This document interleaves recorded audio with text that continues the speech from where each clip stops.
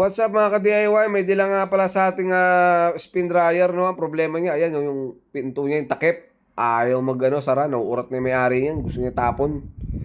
Ayan, kapag ginagamit niya, kailangan pa lagyan ng pabigat. So, ina-analyze natin. Titignan ko dito sa may bandang ilalim muna niya. Baka may nag-i-stack up lang. Kaya binuksan ko muna yung bandang ilalim niya ng takip na yan. Apat na lang naman na tornilyo yan eh. Kaya madali lang yung buksan. Yung kagandahan sa spin dryer, madali lang buksan sa washing. Ang daming chachibureche. Ayan. Aangat ko lang yan. Tapos ganyan.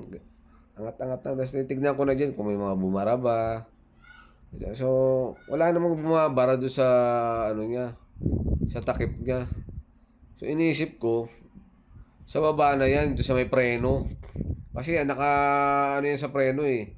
Connected yan sa preno ng ng spin dryer. Kapag inaangat, magpipreno. Problema nga lang, baka sobrang na ng preno niya. At yun nga, tama nga ang hinala natin sa may bandang preno nga. Sabi ko na lang kay ate na tanggalin na lang natin yan, pulutin na natin yung connection ng preno.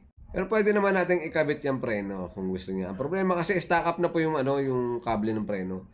So dagdag trabaho pa yan eh. Nagmamadali si ate dahil gagamitin niya na. At yun lang mga guys, no? Thank you sa panonood. Salamat!